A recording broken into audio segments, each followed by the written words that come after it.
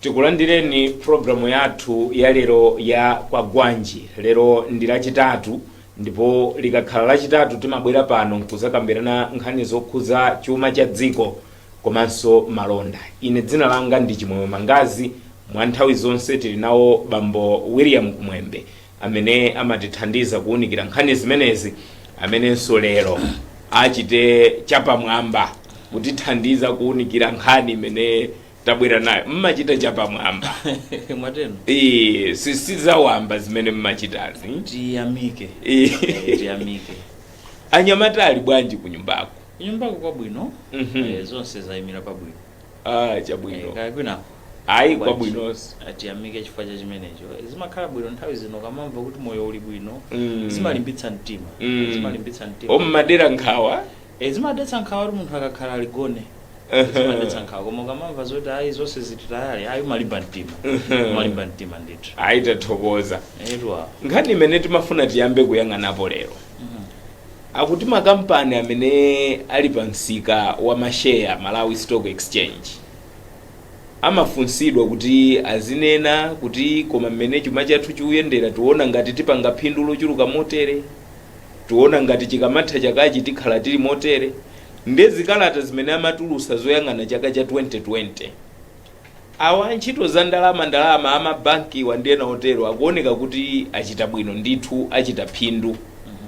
Pamene ena ngati antchito zokopa alendo akuti zawavutirapo, amene wasachita phindu yayi. Muona bwanji mmene akutulusira zikalata zawozi kumanena kuti business wena ikuwavuta, wena ikuwathekera pa msika omwewo? munanena koyambirira komwe kuti imodzi mwa ma requirements kapena ma conditions pa Malawi Stock Exchange ndionena kuti kampani ikakhala kuti yaunguza ndiye yadziwa kuti phindu lake la chakacho likhala lopyola kapena kuchepera 20% posiyanitsa ndi mmene idachitira chaka chatha, amayenera kuwadziwitsa ma shareholders, chifukwa kampani zimene zili pa stock exchange umwini wake si wa banja, umwini wake si wa anthu atatu, makhala kuti umwini wake ena amagulamo mashare. Mali public listed companies, ena amagula mashare onena kuti mwina sana yambitse nawo kampaniyo, koma chifukwa chonena kuti kampaniyo inapanga list pa Malawi Stock Exchange ndi umwini sukhala wa anthu owerengeka, umwini umakhala wa gulu. Ndi amafunika kulidziwa gululo, Chingereza amati ma shareholders, kulidziwitsa kuti kodi mmene zoyenderamo zinthu ziyenda bwanji. Zimathandizira kuti nawonso azikhala akuchita mapulani kuti kodi chifukwa makhala umwini olo inu takhala kuti muli ndi mashare okwana 10,000 kwaja mkampani iliyonse imene ili pa Malawi Stock Exchange, ndinu gawo la mwini wake. 10,000 palibe vuto kuti nda 10,000 nda 1 million, koma ndinu mwini wake.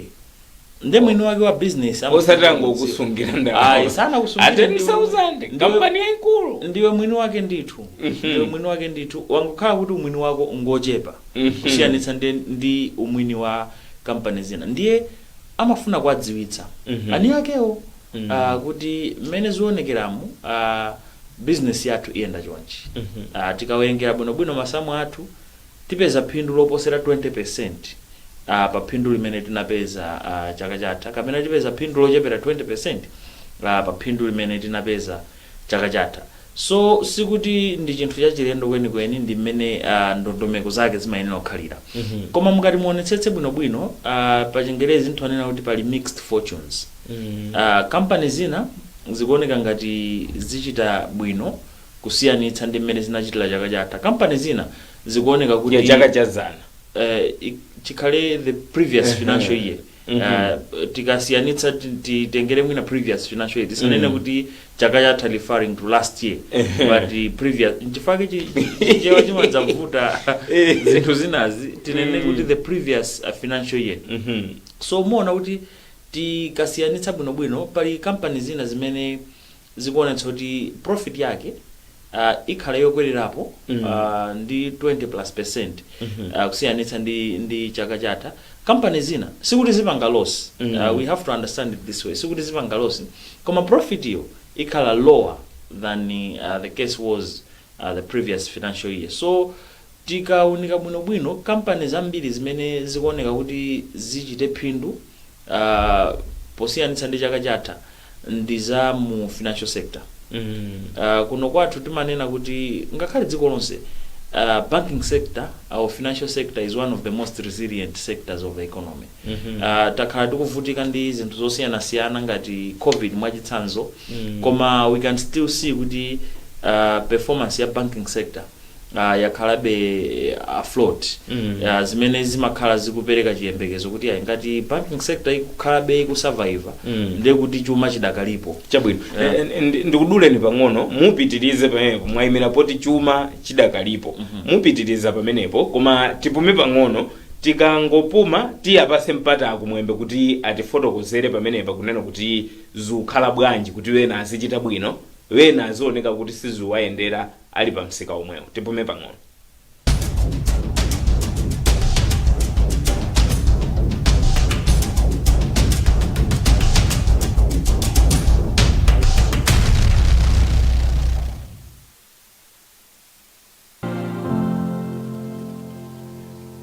It's about time.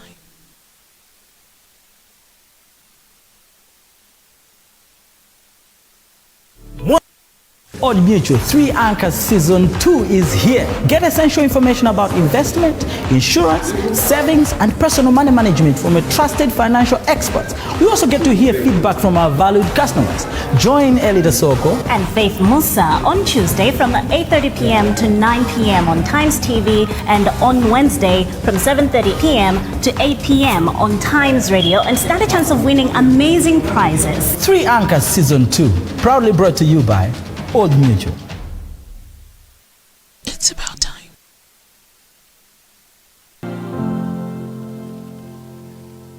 It's about time.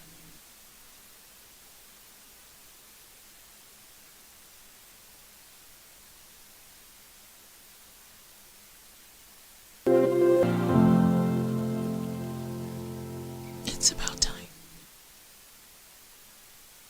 Old Mutual 3 Anchors Season 2 is here. Get essential information about investment, insurance, savings, and personal money management from a trusted financial expert. We also get to hear feedback from our valued customers. Join Elida Soko and Faith Musa on Tuesday from 8:30 p.m. to 9 p.m. on Times TV, and on Wednesday from 7:30 p.m. to 8 p.m. on Times Radio, and stand a chance of winning amazing prizes. 3 Anchors Season 2, proudly brought to you by Old Mutual. It's about time.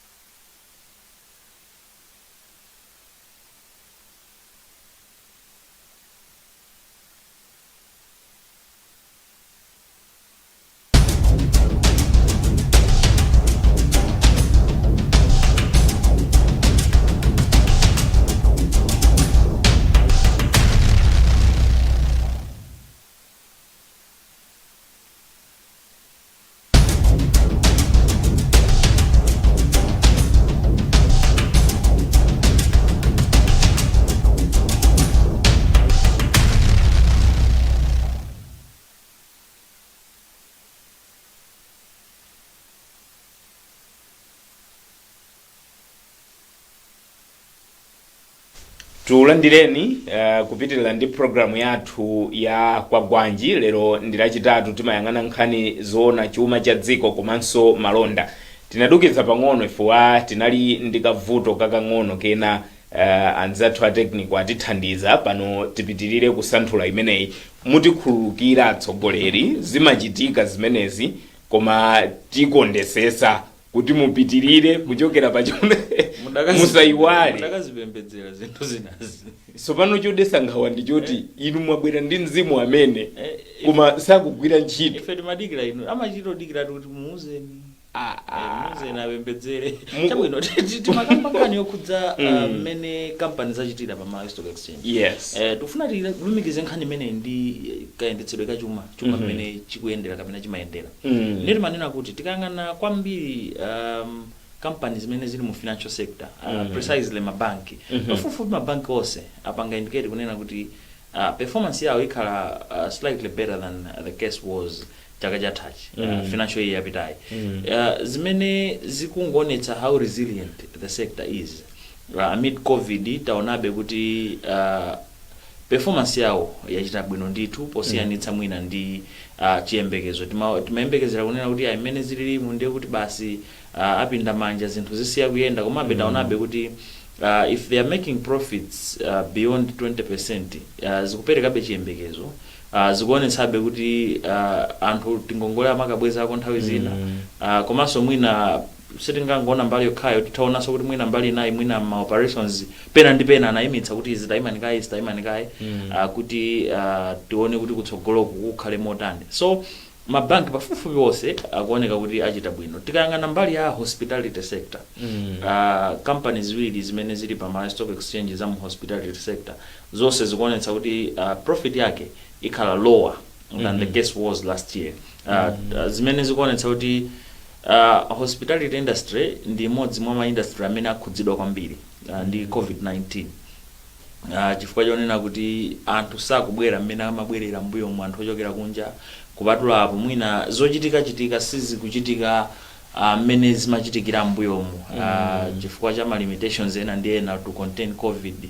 So hospitality industry yakhudzidwa kwambiri. Tiyang'ana mbali ina ya properties. Property industry ikuoneka kuti wena achita bwino. There is a mixed fortune or mixed performance. Ena akuoneka kuti achita bwino kusiyana ndi anzawo. Of course that one we should expect a mixed fortune because sikuti pace imene tatenga in terms of that industry is the desired pace. Tukudziwa kuti zinthu zambiri zaima. So there is no way mwina construction sector would, that particular sector would have thrived the way we intended to it to thrive. Mbali yomaliza tiyangane telecommunications. Telecommunications tuyangana companies ziwiri zokha. TNM komanso Airtel. Airtel ikuonetsa kuti itha kupanga profit yopyolera chaka chatha pamene TNM ikuonetsa kuti itapanga profit yocheperapo posiyanitsa ndi chaka chatha.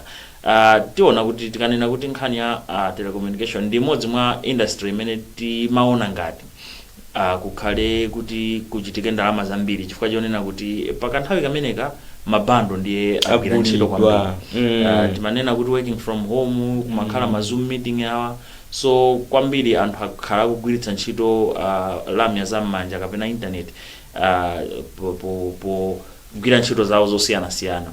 Koma mwina tikati tione bwinobwino from the other side of the equation pakhala pali some investments in building the network coverage zimene zingachititse kuti income yawo ikhale yocheperapo makamaka ma books awo akhale kunena kuti sikuti ali mmene analili last year because ndalama zambiri zimene anapeza zinachita invest. So sikuti there was so to speak a bad performance komano kuti mwina there was some investments that were made zimene zachititsa kuti potential or capacity yawo yopanga profit icheperepo. So in a nutshell nditona kuti chithunzithunzi cha companies zimene zapanga zili pa stock exchange ndi chimene chocho kuti based on sectors that's the performance. Tiyang'ananso mwina sector yomaliza is pension managers, fund managers.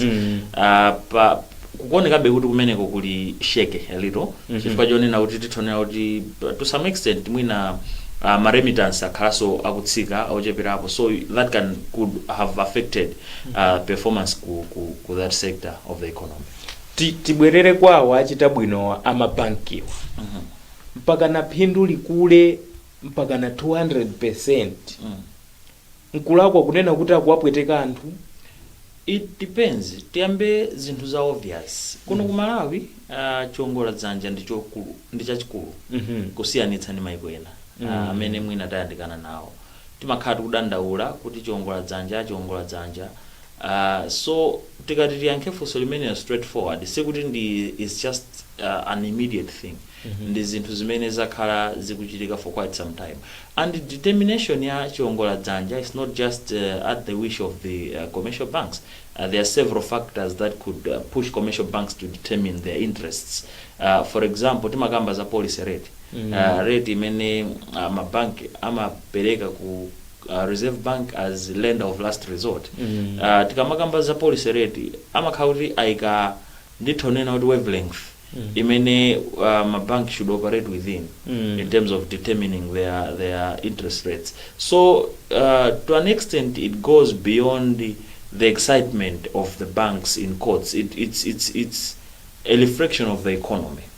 Chifukwa tikamakamba za interest rates kawiri timakhala kukamba kuti kodi chuma chikuyenda bwanji. Pamakhala ma factors ena ngati inflation has an effect on interest rates.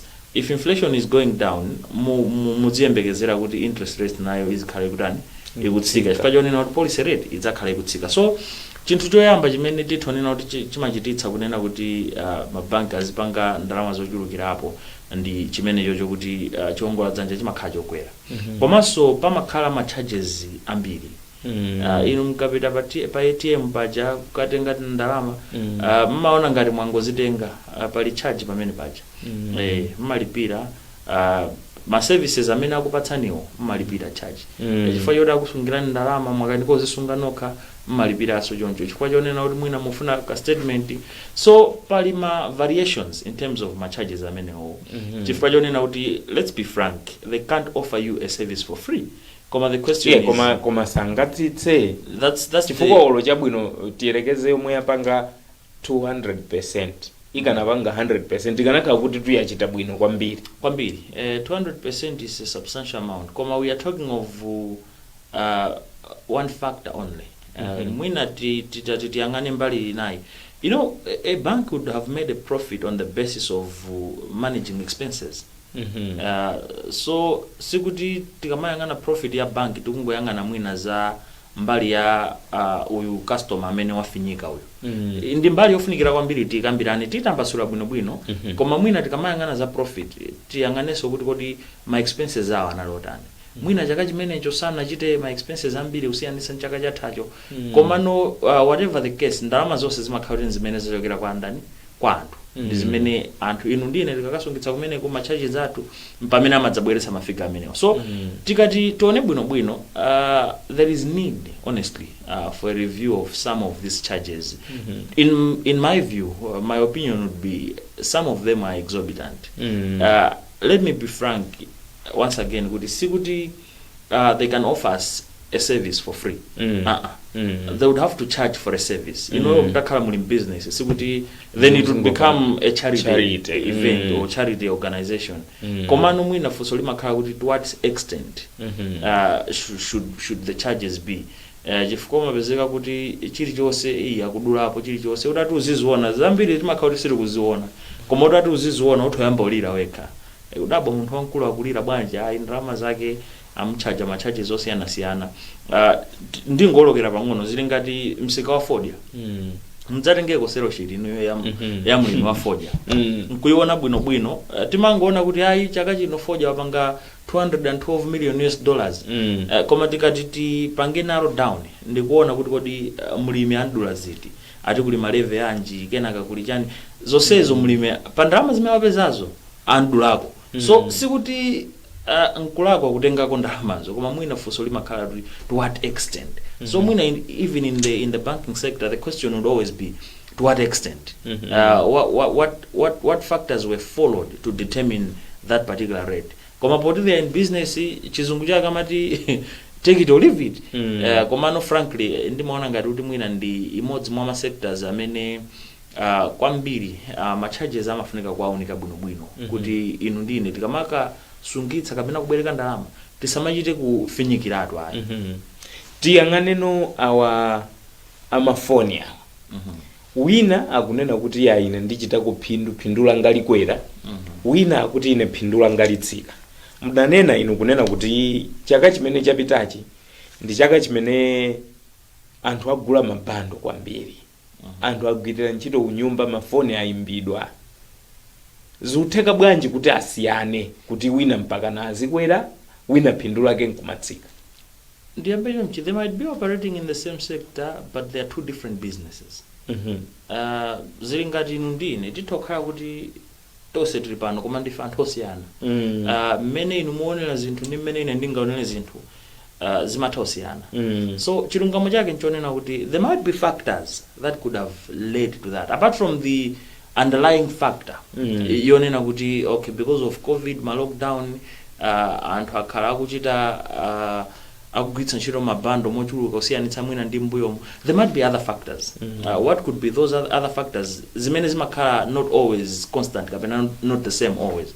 And on assumption basis nditonena argument imene napanga present area kunena kuti zitautheka kunena kuti one of the companies might have been intensifying in investments in a particular field or area.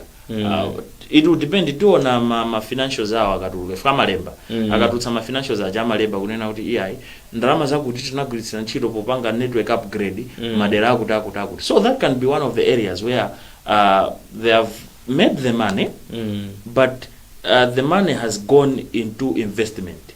So that area would have an effect on the overall figure profit in terms of profit after tax. So sikuti ndichachilendo kuti companies zili mu sector imodzi ndiye zisiyane performance yake. It's not as new because there are some disparities obviously much as they are operating in one sector but there might be some variables that would differ. Osati kuti winayu zake zikudula kwambiri kuposa winayu. Not necessarily. Chifukwa mukati muone machitidwe yawo mukati if we are to dig deep into their charges they're within the very same wavelength. Sikuti pali disparity yaikulu. Amachita operate within the same bracket. So sitingapanga assume kunena kuti mwina because this one is expensive than this one. Komano kwa ineyo the fundamental thing to look into is performance of that institution at that particular time. Osati kuti mwina exorbitant charges much as tikanena zoona tikaphatikiza ose kubwesa pamodzi nkhani ya data iyi ndiyodula. Tikati tinene zoona apo ndese mbwerera mbuyo apapa tinene zoona inu munthu mangotumiza kachithuzi kamodzi pa WhatsApp basi kena kati imayamba 50% yapita. So tisiyanitse I know what I would say here. Others would have different opinions. Precisely the telecoms companies. Koma tikati tionetsetse tikati tirenge ma figures ndikusiyanitsa muno mu Africa mwina within SADC for instance kuno ku Malawi ndi maiko amene atizungulira mitengo yathu ndiyodula ngakhale yoimbira phone imene mitengo yathu ndiyodula. Ati kuti koma zimanjokera kuboma kuli misonkho iyi yochuluka. All those factors considered ifeyo chimene tikuona ndi mtengo wa kumapeto. Chifukwa tikaona mtengo wa kumapeto ndiyodula. So we are not pointing a finger at one person or one institution. We are just being honest kunena kuti mitengo ya lamya idakali yodula. We wish it was otherwise. Maiko amene apita patsogolo nkhani za internet tukunena kuti we are advocating kuti Malawi should be a technologically driven economy. But it would be a far-fetched dream if we maintain exorbitant, so to speak, charges pa mitengo ya internet, pa mitengo ya mafoni. Chifukwa chonena kuti kakamba technology iniyo muzitha kuti mukafika pa khomo mufuna mupeze message inayi musamayipeze pa mtengo odula. Now pamenepo ndeti bwereno ku issue manena ija kuti ayizina zimakhala kuti mwina pali michani misonkho ina ndi ina. Pamenepo ndiye kuti whoever is responsible in terms of determining misonkho uthenga uso upangirandi kumeneko anthu akudandaula kunjako kuti mitengo ya lamya ndiyodula. Ena kunena kuti chifukwa choti pali misonkho iyi palibe kuthekera kuti misonkho iyi muthu ayigwedezako. Mutayigwedezako akayigwedeza ife tuyembekezera kuti ukuso kugwedezeka. Komanso kuku companies nazo this message should land kuti kodi mmene zilili palibe pena pake pangafunika kugwedezedwako kuti at least mukagwedeza mukhalebe in business. You should survive in business. You should continue making profits. It's because for you to survive there has to be an element of profitability. You should continue making profits, but while making profit anthu akamafuna ma service akamapeza ma service ma products anu asamachito ulira mayi wawaye aze apeza komano pa mtengo omverera bwino. So that way dream ijayonena kuti tufuna paliponse pakhale internet. Tufuna nyumba iliyonse ku Rwanda I think nyumba iliyonse mukhale tablet.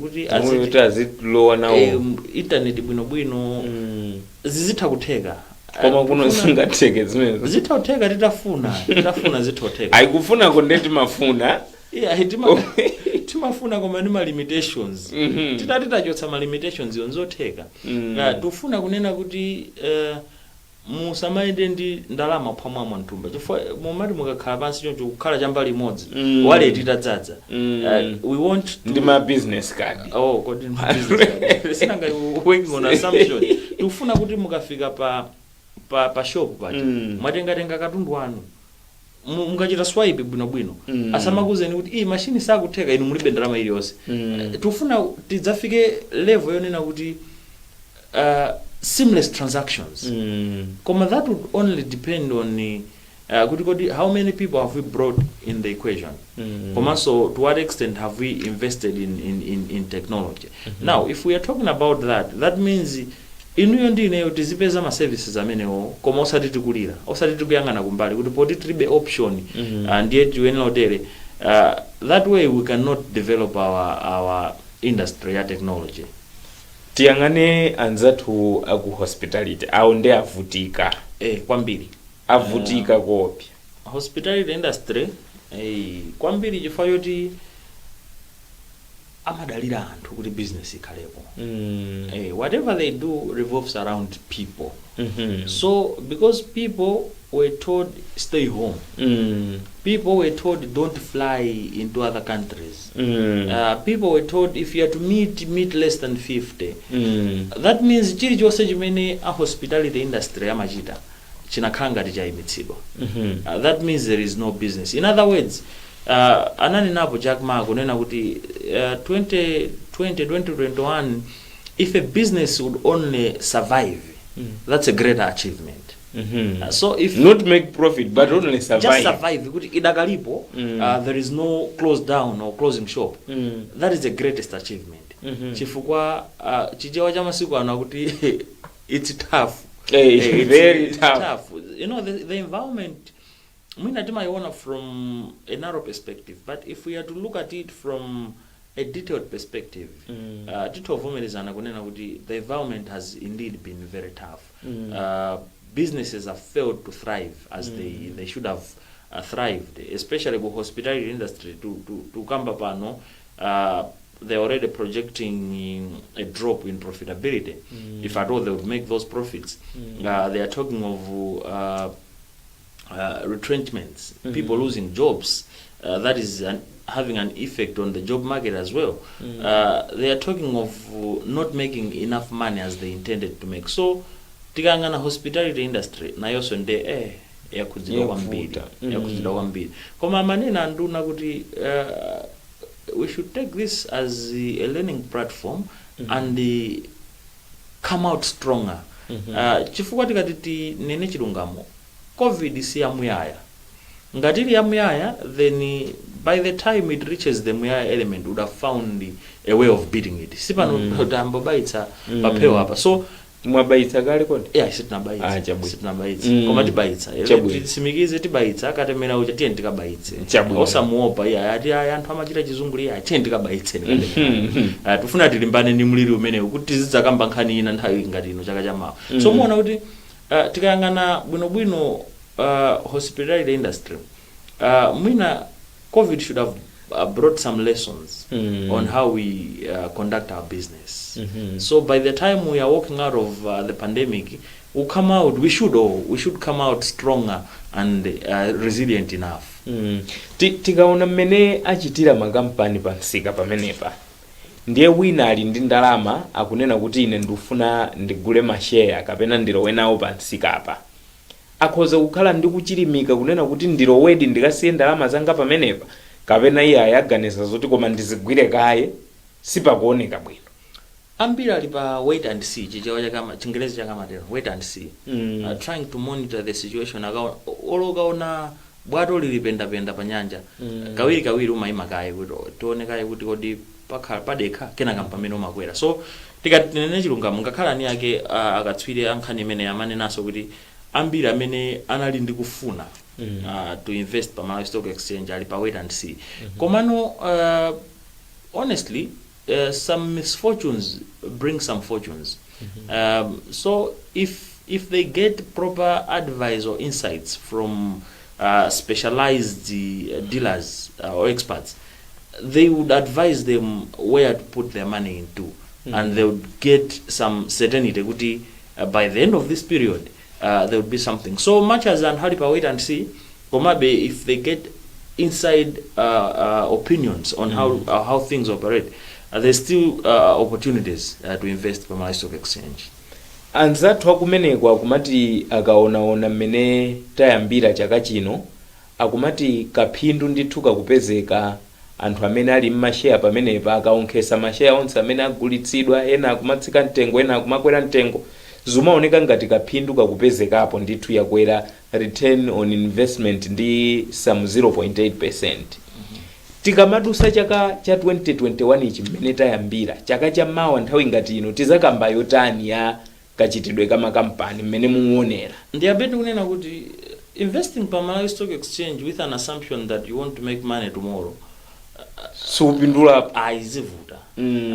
Pali zinthu zina amati long term, short term and medium term. Izizi kawiri zimakhala long term investment. Kuti muli ndi target ina yake mtsogolomo, koma not as immediate. Kwa ineyo, if I'm to give an honest opinion, 1 year could even be short a target. Because mukati muone many trends zimaendera pa msika, or even apart from trends, because pa Malawi Stock Exchange pali zinthu ziwiri zimene anthu amayang'ana pa nkhani ya phindu. Number 1 ndi dividend. Kuti company zachita business, ndi zitachita business zachita declare profit.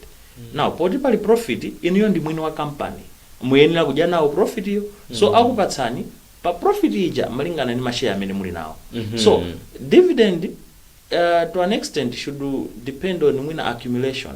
Mwachitsanzo mwapanga hold mashare anu for quite some time, 10 years for argument purposes, 15 years. Muona kuti tima dividend tija mmatipanga reinvest. So ikamadzafika 10 years or 15 years, you would have a little more money than you had in 2020 or 2021. Mbali yachiwiri ndi movement yama prices. Yes. Now that would depend on your wish to sell. Mashare yako amene uli nawo. So let's assume kunena kuti mene magula mashare mudagula mwina pa 1 kwacha. Mwina 1-2 years down the line, mashare ajali 1 kwacha 50 tambalo, 2 kwacha imene. Then you'd be guaranteed to say, if I sell my shares, ndiyo pa 1 kwacha ili yose mene ninapanga, ndipezerapo so 1 kwacha ina kapena 50 tambala ina. Kuti mwapanga ndalama. So akamaonika zimene zamaonika mbali ziwiri zimenezi, kuti dividend komanso price movement. Pamene price movement pansika mwina unlike kunjako kuno kusikuti machiro khala like graph yake yochito gwedera nthawi ina imadzakhala flat.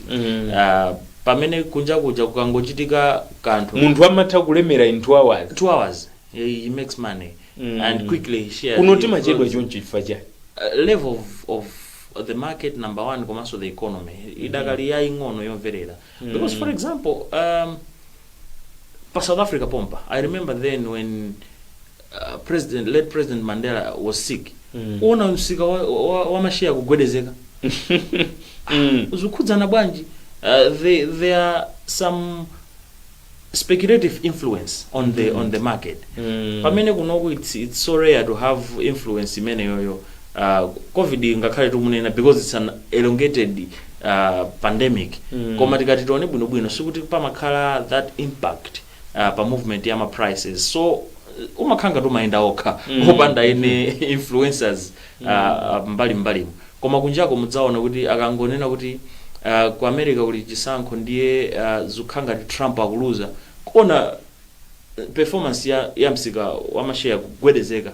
Why? Because that would have an effect. Chifukwa jonena kuti there will be a shift in policies and all that, approach to business and everything else. So things like those might not be as is kuno ku Malawi. Chifukwa jonena kuti msika wathu udakali waung'ono. We are at infancy stage, much as we've lived longer, but there is more potential and vast opportunities pa msika umenewo. Aitu thokozene kwambiri. Iso mwaing'amba bwino koposa. Tithokoze. Inu ndi munthu wamkulu kwambiri. Tithokoze lero Namandwa. lero date nchani date. Lero ndi 17. 17 pakati pa mwezi. Tsono munthu amapopa yonje pakati pa mwezi. Muyembekezera dipo koma palibe. Pali anthu ena amene pakati pa mwezi pamafikira. Pali anthu ena a pension itu munena pension. If pension sitinafike. Pali anthu ena saona kuti apa pakati pa mwezi amakhala bwino. Yeah, if pension sitinafike pa 14 koma ndira pa 14 sitinafike. Koma zukhangati zaka zikupita. Pompano upezeka kuti tambolandira pa 14. Zaka zikupita. Ukamadziona kuti munthu unendi ukula. Chabwino. Ayi tikuthokozeni kwambiri. Awa ndi bambo William Kumwembe ndi mmodzi wa akonzi a nkhani kuno ku Times. Iwowa amayang'ana nkhani zokhuza chuma cha dziko komanso malonda. Ndi amene tinali nawo lero kusanthula nkhani imene tidabwera nayo pano. Ine dzina langa ndi Chimwemwe Mangazi.